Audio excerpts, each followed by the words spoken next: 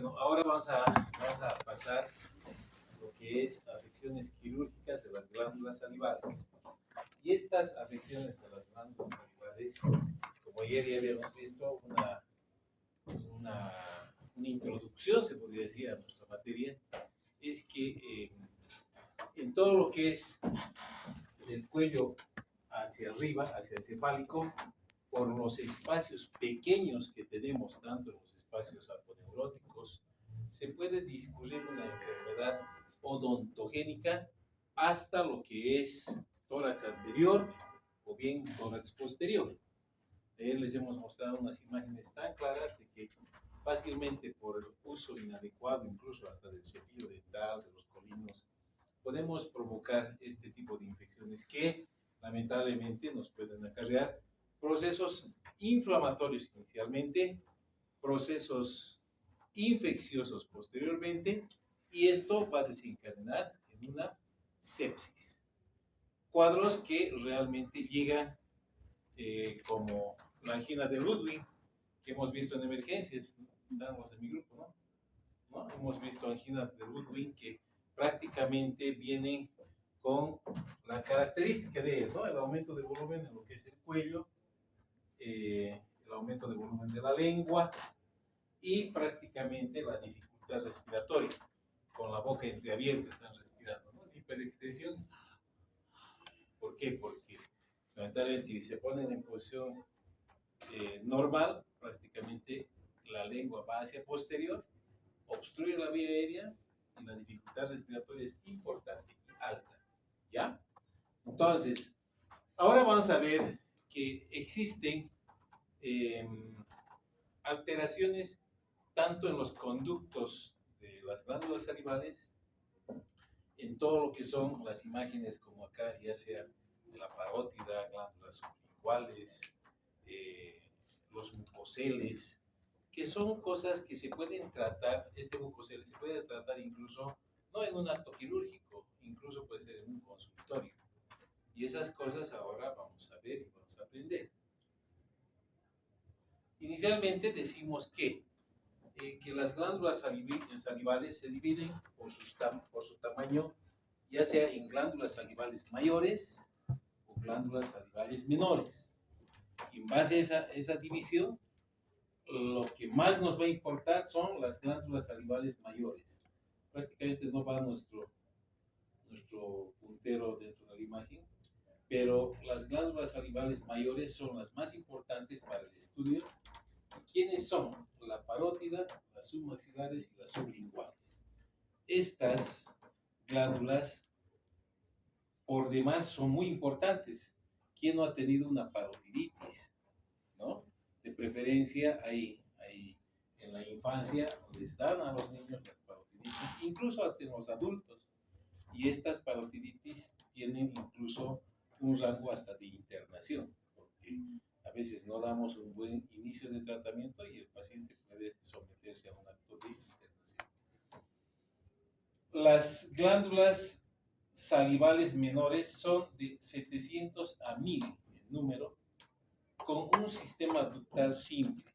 Y dentro de este sistema ductal simple, prácticamente a veces puede ocurrir que existan obstrucciones. Todo conducto que se obstruye es como un proceso apendicular. Conocemos, ¿alguien se ha hecho operar del apéndice? Nadie. Ah, tú. Inicialmente el dolor es migratorio, a veces duele en la región del epigastrio y posteriormente se va a localizar a lo que es la fuente de la posición anatómica del apéndice. Pero ¿a dónde quiero llegar con esto de lo que las glándulas salivales se pueden obstruir? Hagan de cuenta que es la pila, la manguera, y bueno, abrimos la pila, va fluyendo el agua, y si pisamos la manguera, va a haber una obstrucción, ¿no les parece? Lo mismo existe en estos conductos salivales. Existe la formación de cianolitos, ¿sí? Piedritas que se van formando. Entonces, si obstruimos, ocluimos lo que es la manguerita, se podría decir, el conducto en este caso, ¿qué va a ocurrir? ya no va a haber fluido de el conducto salival, ¿no ven? Y va a haber, más al contrario, a partir de la obstrucción hacia el origen, va a haber un aumento de volumen, y ese aumento de volumen se va a llevar como un proceso inflamatorio. Y dentro de lo que existe ese proceso inflamatorio, a veces existe microsangrados. Y todo lo que se concierne a sangre, ¿sí? Fuera de su conducto, prácticamente van a ser los que pueden hacer la proliferación bacteriana. Y esta proliferación bacteriana nos va a dar infección. ¿No les parece? Esto es una cascada que ustedes ya conocen por fisiopatía. Entonces, estoy tratando de hacerlo lo más sencillo para que me puedan entender de que todas estas glándulas tubulares pueden sufrir en algún momento una obstrucción. Y esta obstrucción prácticamente nos puede dar el resultado de un proceso inflamatorio infeccioso y a veces séptico. Todas estas glándulas salivales menores drenan directamente a la cavidad oral, ¿sí? Por eso es que la cavidad bucal es un buffer donde prácticamente vamos a tener esa sensación de humedad. Ya les decía ayer, las personas que no tienen un adecuado uso del cepillo dental, no tienen una adecuada higiene, el 80% de todos esos procesos es odontogénico.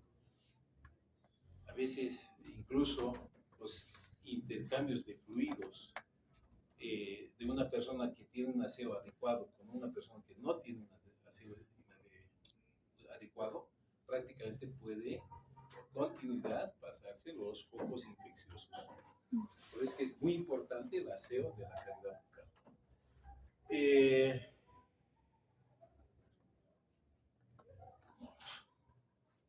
La patología de las glándulas salivales mayores son susceptibles básicamente ¿a qué? A un tratamiento quirúrgico. ¿En qué casos? En un proceso traumático, accidentes de tránsito, a veces vienen con fracturas del tipo Lefort a las emergencias, y esas fracturas necesariamente tienen que ser tratadas en forma quirúrgica. Una patología de las glándulas salivales mayores puede ser también una causa infecciosa, puede ser obstructiva, lo que les decía, o bien tumoral. Y dentro de lo que es el aspecto tumoral, vamos a ver que existen tumores buenos y tumores malos. ¿Cuál es la diferencia entre tumores buenos y malos visualmente? ¿Alguien sabe? A ver, por favor. Yo creo que los tumores benignos son bien delimitados, porque los tumores malignos tienen una mala delimitación. Muy bien. Todos los tumores malos prácticamente son irregulares en lo que es su borde. La superficie es igual, irregular, leñosa, dura, dolorosa, a diferencia de un tumor bueno o benigno que tiene los bordes regulares. ¿Sí? Sí hay un solo levantamiento, como un huevo frito, por decirlo, ¿no? Los bordes bien regulares, la yema que es blanda, es el solo levantamiento, pero no es doloroso, ¿no? Esa es la diferencia grande con los tumores malignos. Los tumores malignos van creciendo de la noche a la mañana, van teniendo los bordes regulares, van teniendo incluso fluctuaciones o secreciones fétidas, ¿sí? Y son dolorosos. A diferencia de los buenos, que prácticamente no tienen nada de eso. ¿Sí? Es todo lo contrario. Entonces, en caso de que existiera alguna tumoración, luego de que lo tamizamos al paciente, le estadificamos cuál es su proceso tumoral, recién entramos a un acto quirúrgico.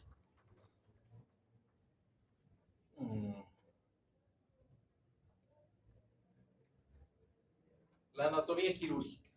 Es muy importante dentro de lo que es la anatomía quirúrgica conocer lo que es la anatomía, porque si vamos a hacer una incisión, por decir, para lo que es la parótida, entonces tenemos que respetar y saber dónde están nuestros vasos sanguíneos, tanto venosos, arteriales, y los filetes nerviosos, ¿no?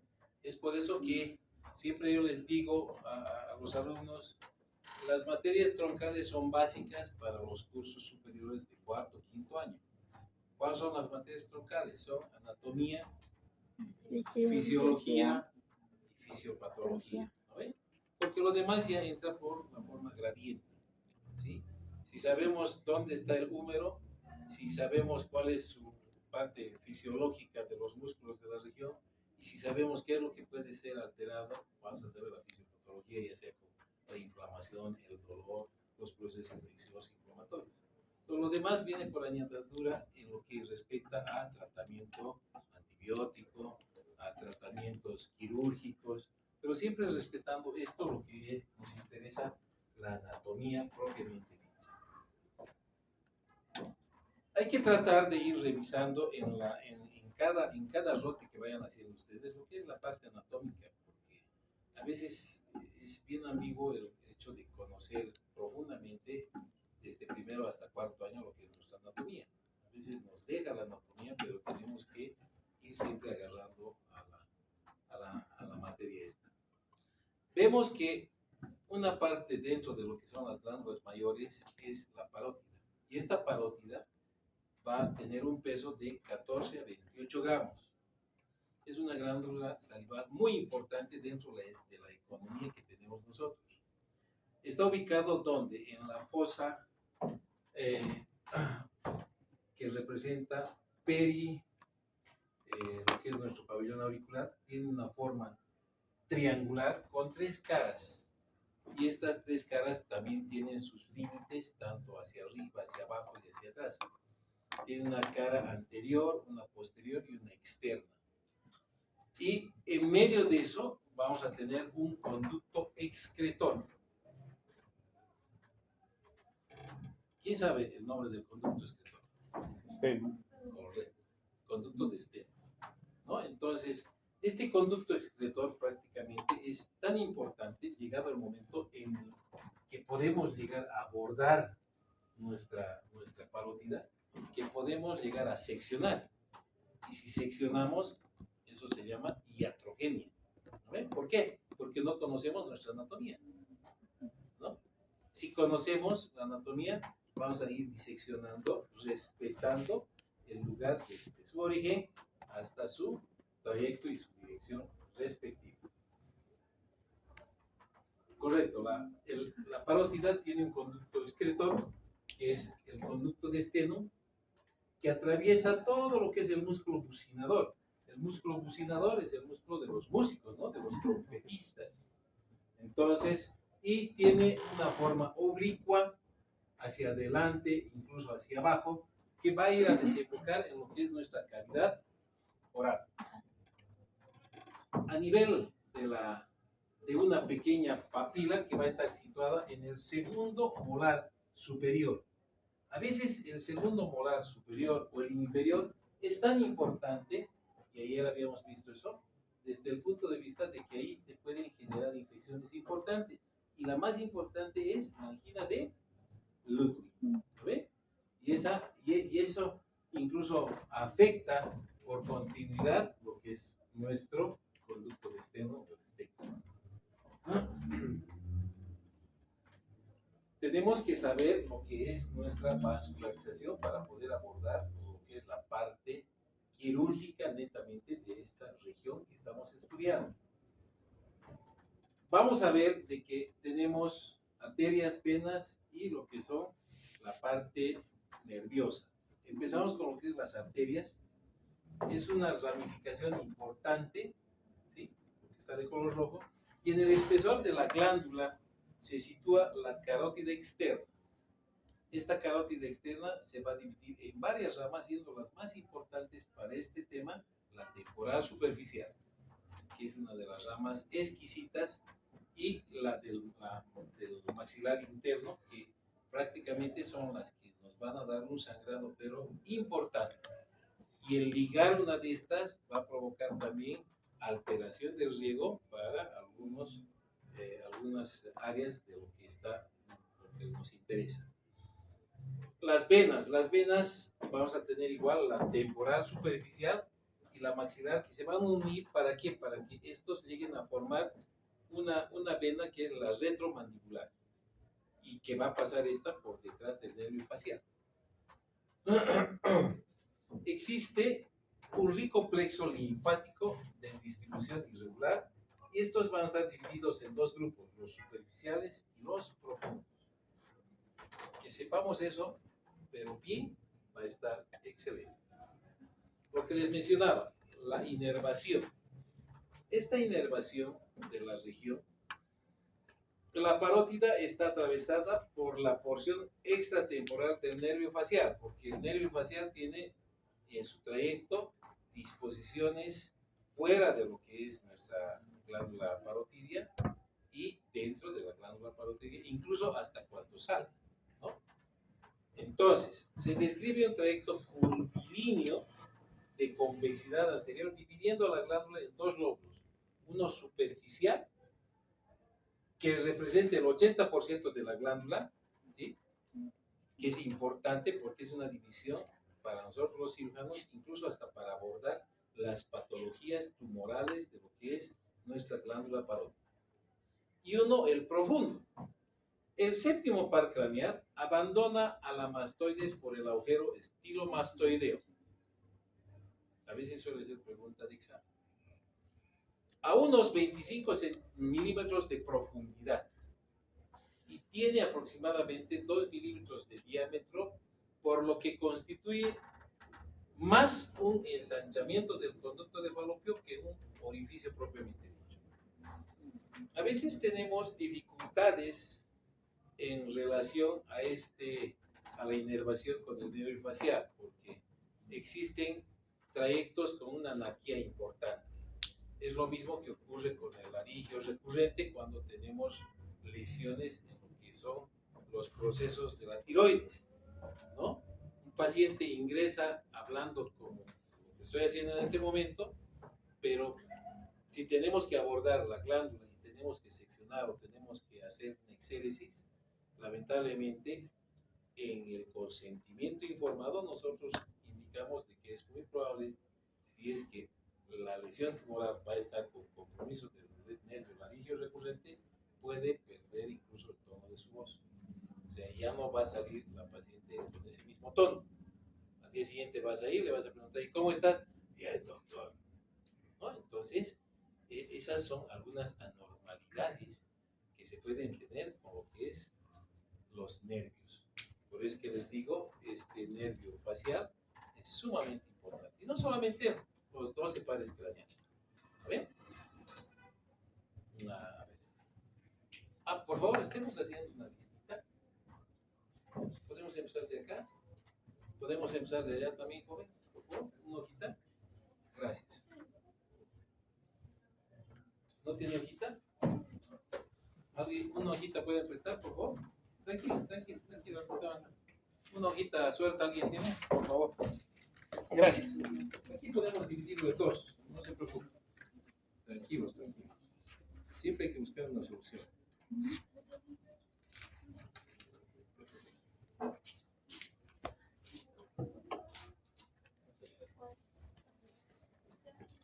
Ahí tiene. Ya roto. Ya, bueno, soy padrino. Ya. Bueno, estábamos en la inervación.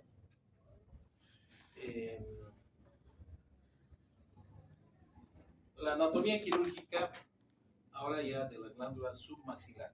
La anterior era de la glándula parotidia.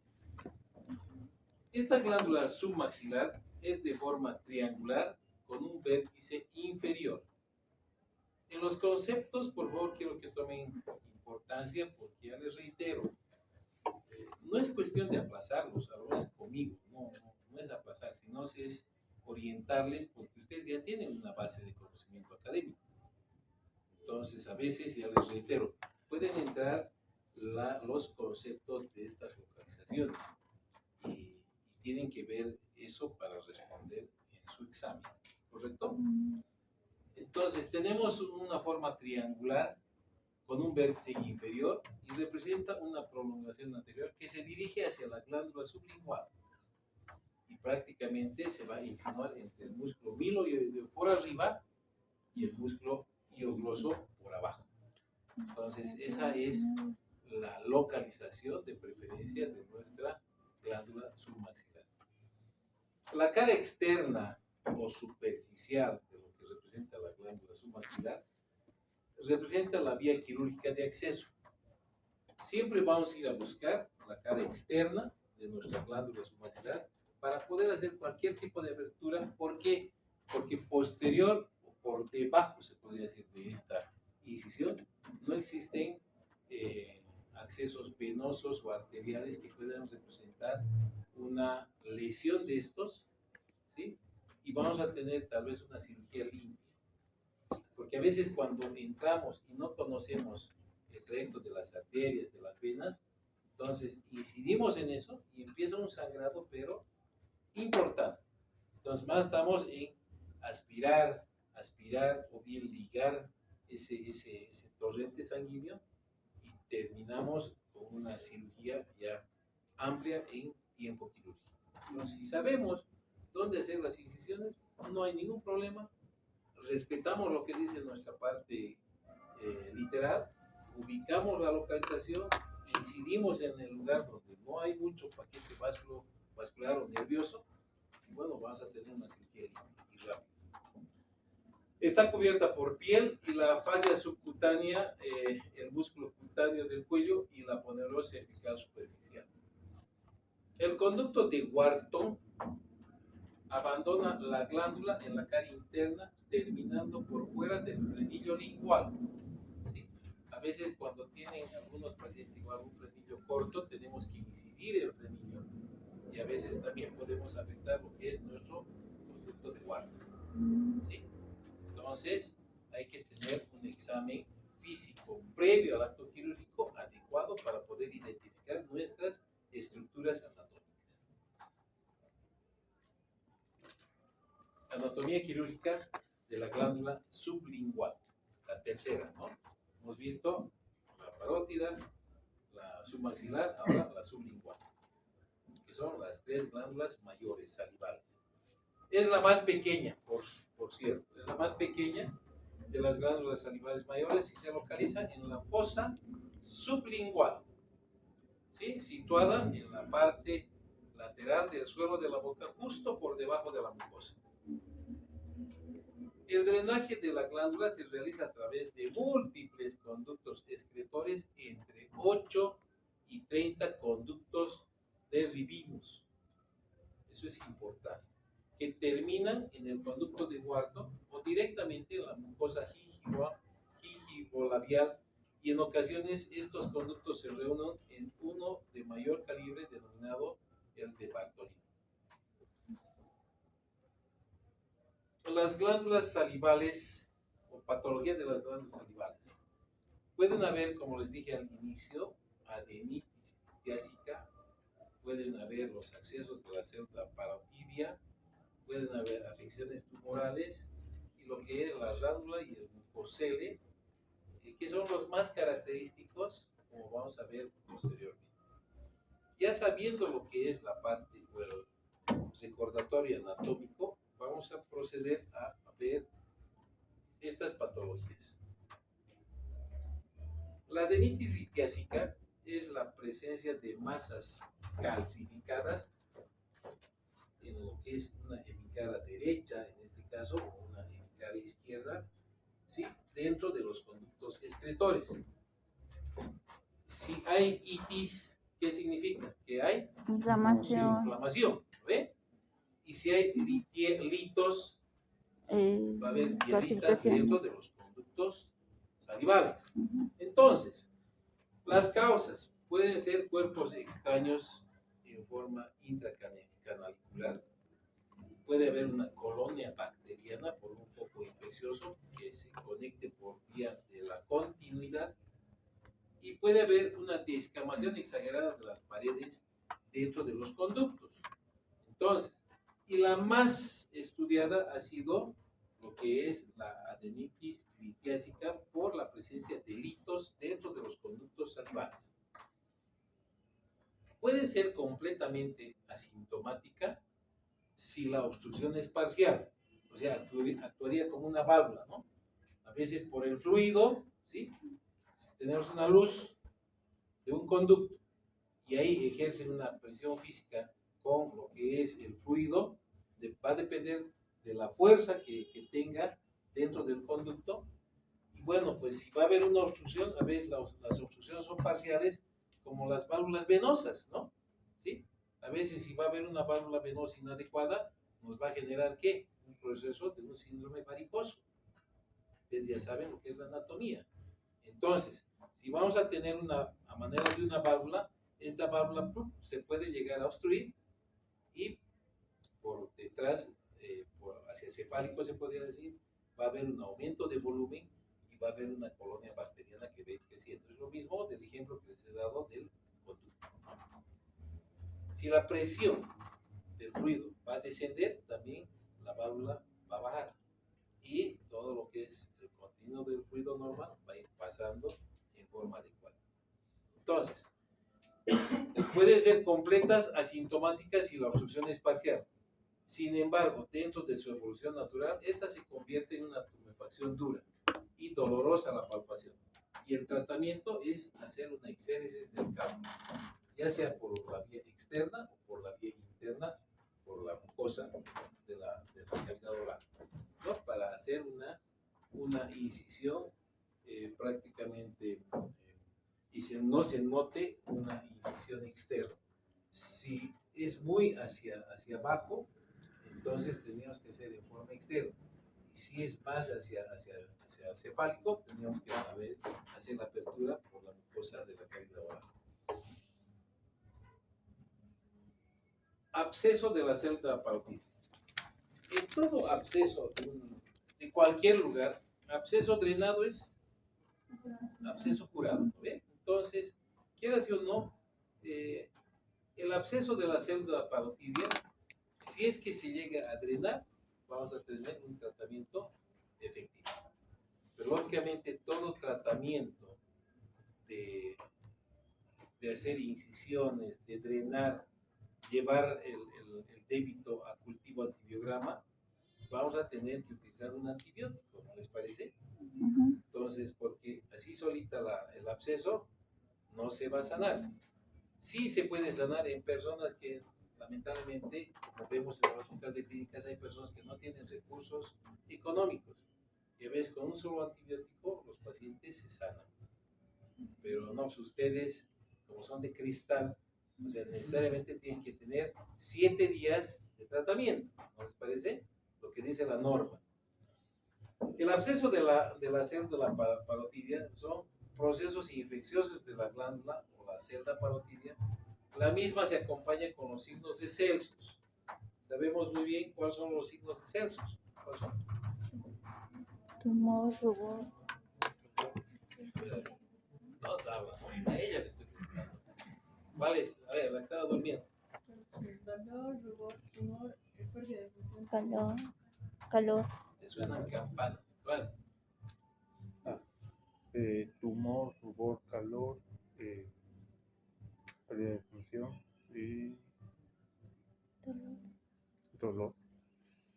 No hay que dudar, ¿no? Hay que ser franco de una y otra. El tratamiento inicial es antibiótico terapia, luego de haber hecho la incisión, haber hecho la expresión, haber sacado el débito en un envase estéril, se saca, se manda a cultivo antibiograma, pero por el momento, hasta que tengamos el resultado, que va a durar entre 48 a 72 horas la lectura de eso, podemos iniciar un antibiótico, ¿no? Un antibiótico para esta situación. En casos más complejos o abscedados, se recomienda drenaje quirúrgico, un drenaje que pueda estar dentro de lo que es el absceso mismo, ¿sí? El mucosele. Han debido ver este mucosele, o tal vez les ha salido a ustedes. A veces es causada por la retención de secreción de la mucosa de la glándula salivar y es más causada por traumatismos mecánicos de orígenes masticatorios. A veces cuando uno está comiendo así como pelícano, ¿no? El estudiante de medicina como pelícano come, ¿no? Ya tenemos clases con el doctor Pérez. Ya se trituran lo que es la mucosa labial. ¿Ve? Entonces, al existir ese trauma, vamos a tener este solevantamiento por una lesión de lo que es la misma glándula salival menor, y va a haber un solevantamiento que va a estar concentrado por un mucus. Va a haber mucus. Todas las glándulas salivales van a llevar mucus, ¿no ves? Entonces, y eso va a ser motivo de que les pueda causar un proceso inflamatorio. Todo el rato van a estar, ¿no? Se van a estar molestando a ese solevantamiento, esa bolita que tiene secundaria al traumatismo, ¿no? Entonces, y al último, esto va a aumentar de volumen, pues, va a aumentar de volumen y necesariamente van a tener que ir al médico, el médico les va a decir ya es quirúrgico, y en su mismo consultorio van a infiltrar en la parte media, se va a hacer una incisión con bisturí hoja número 11, se va a tener dos flaps, uno derecho, uno izquierdo, uno externo, uno interno, a ambos lados, ¿sí? Tenemos una incisión ahí, vamos a tener un flap interno, un flap externo, se coloca un hilo de seda 3 ceros o 4 ceros, se llega a hacer una adecuada delimitación de lo que es el mucosele mismo, ¿sí? Se individualiza, se llega a tener todo el mucosele, se liga, se secciona, y luego los dos flaps se llegan a unir y se llegan a hacer la síntesis del tejido. Y esto es todo, ¿no? Prácticamente es una cosa muy sencilla que incluso ustedes pueden llegar a practicar, porque no podemos llegar a lesionar nada en este segmento de lo que es la mucosa del labio inferior. Vamos con otro que es un poquito más serio. Vamos con la clínica del mucosele. La clínica del mucosele, como les había dicho, es una tubulación blanda, fluctuante, de color azulado, traslúcido, indoloro, diámetro de 3 a 10 milímetros dentro de lo que es su circunferencia, y el contenido es mucoso. O sea, no es doloroso, pero sí es fastidioso, porque toda la verdad es como cuando tienen un detrito alimentario en el medio de sus piezas dentales, ¿no? Todas las están, si no tienen hilo dental, están molestando, ¿no? Y bueno, pues es incómodo. Y esta situación va a provocar el proceso inflamatorio importante, y necesariamente tenemos que hacer la incisión y la exención. Vamos. Ránula. La ránula es, como ven, es más, un aumento de volumen más importante, y es una formación similar al mucosele relacionado con las glándulas sublinguales.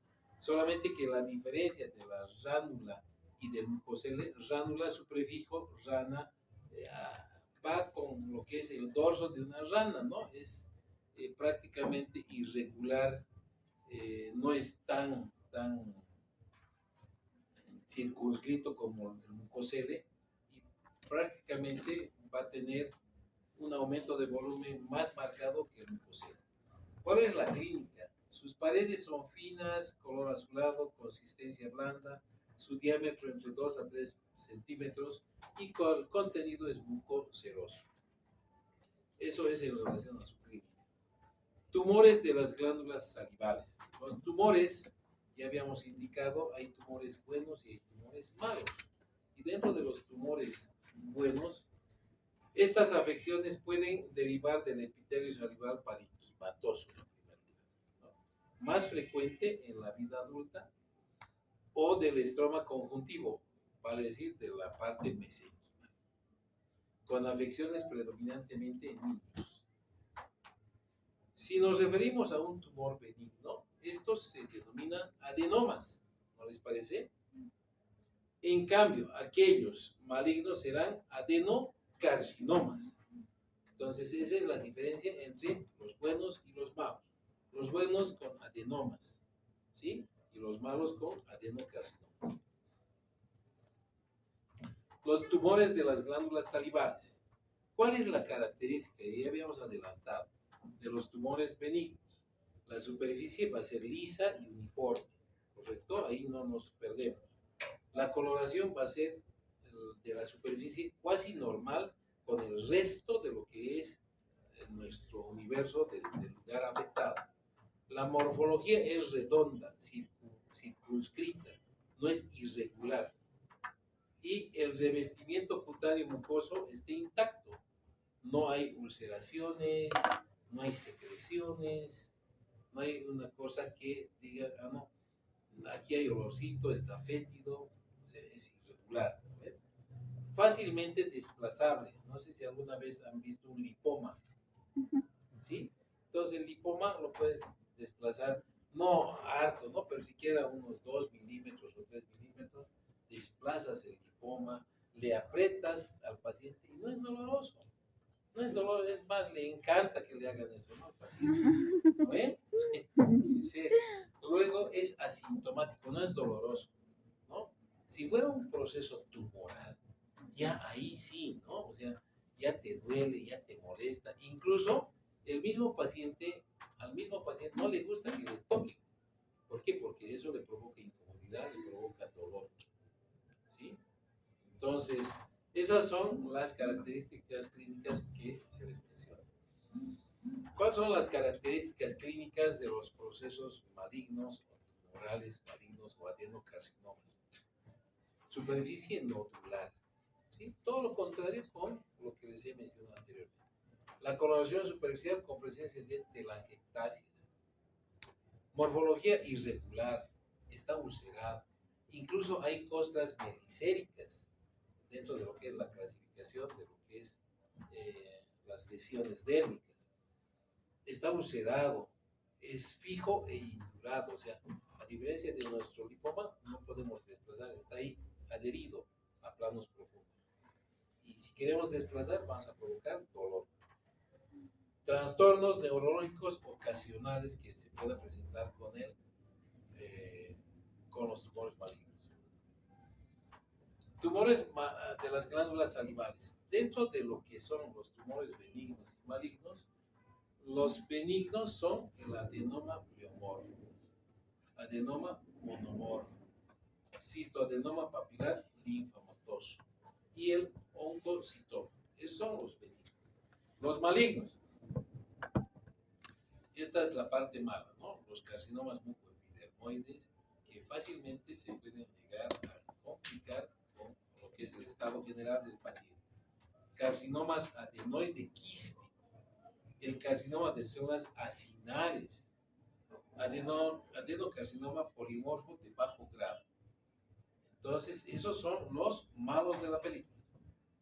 La pregunta de la clase, ¿cuáles son los triángulos del cuello? ¿Alguien sabe? Nadie. Uno, Aplazarse, entonces. dos, ¿Alguien se recuerda? Nadie. no me acuerdo los nombres, pero sí los sé. Bueno, a media aprende, ¿no? Entonces, Triángulo. estos son los triángulos anteriores del cuello y laterales, ¿no? Hay de la región posterior, hay de la región anterior, hay de la región lateral. Bueno, pues prácticamente en base a estos triángulos del cuello, hacemos nosotros en la emergencia la aplicación de los catéteres, ¿sí? Porque ya no utilizamos lo que son las maripositas, ¿no? Hasta las pránulas. ¿Por qué? Porque manejamos en la emergencia lo que son los altos flujos, desde hacer transfusiones sanguíneas, de colocar elementos de alto peso molecular que lamentablemente haciendo por una vena externa o satelital podemos provocarle un proceso inflamatorio de la misma vena, ¿no? Entonces, para eso necesariamente necesitamos saber dónde están estos triángulos, colocar el catéter e ir directamente a dar la alimentación a los pacientes. Y al mismo tiempo vemos que tenemos masas cervicales que puedan tener origen en lo que es esto, en estas localizaciones, tanto en lo que respecta a las adenopatías, el tumor del trígono retromolar, la cola de la parótida o bien de la glándula submaxilar, que son lugares especiales y exquisitos como para poder tener problemas importantes tenemos en lo que respecta a lo que es las adenopatías metastásicas, como el glomus carotidio, que son tumores de una bomba de tiempo, porque todo glomus carotidio es una bomba de sangre, ¿sí? Y si no sabemos abordar por la parte anatómica, podemos tener un sangrado importante, cataclísmico, y podemos tener pérdida hasta del paciente. Entonces, tenemos las lesiones nerviosas, tenemos adenopatías tumorales tiroideas, y estas masas cervicales tenemos que ubicarlas con la clínica y la semiología. Nada más con eso. A ver, les presento este caso clínico. Es un paciente masculino de 17 años de edad, acude a la consulta por presentar dolor intenso al momento de comer y aumento de volumen en la cara con 2 días de evolución. Extraoralmente presenta aumento de volumen de aproximadamente 7 cc en la región submandibular derecha, sin cambio de coloración ni hipertermia, duro y doloroso a la palpación. ¿Qué diagnóstico le daría?